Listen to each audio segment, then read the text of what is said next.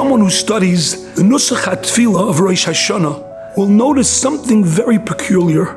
In the Tfilah of Musaf, in the bracha of Zichronos, we mention in middle of the bracha the schus of Noach and how HaKadosh Baruch Hu remembered Noach in the Teva and saved him from the Mabul. Very unusual.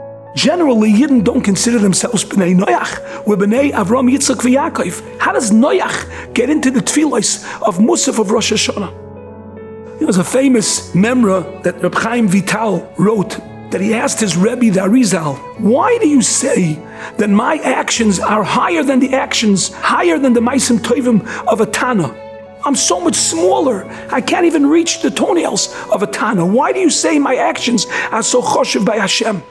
And the Arizal told him, because your actions are measured according to the backdrop of the generation that you live in. In our door, the Arizal said 400 years ago, where the Tumah and Klipos are so strong, even a small act has tremendous chashivus.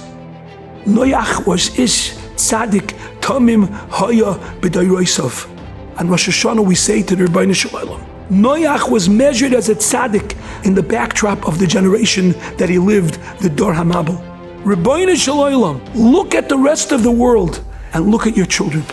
Compare us with the rest of the world and be merachem on us bedin. Chafetz Chaim would tell a story that he met a fellow who dealt with grain. And during years of plenty, he asked him, how is business? He said, terrible. I can't find customers. Everyone is so picky what I give them. They start bargaining. They tell me they can get it for less at someplace else. It's available all over. And then a few years later, he met him during years of a war when there was starvation and terrible, terrible lack of food all over. How are things going now? Chafetz Chaim asked. It must be very bad. He said, no, to the contrary. Any grain I have gets caught up right away. Everyone wants to buy it. Any grade of grain, no matter how bad it is. People are waiting online to buy things from me. It's the best business I've ever had ever in my life. Chafetz Chaim said, in the times of Rishonim and Achronim and back to Amoraim and Tanoim, there was such a wealth of Ruchnius in the world.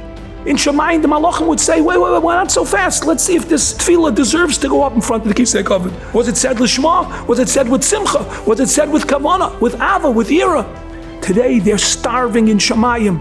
The smallest mitzvah that we do, the smallest precious me'avera that we do, every single act that we're able to be miskaber and do something l'man Hashem has so much chashivus by the Ba'er Olam. It's grabbed up immediately and treasured by HaKadosh Baruch Hu.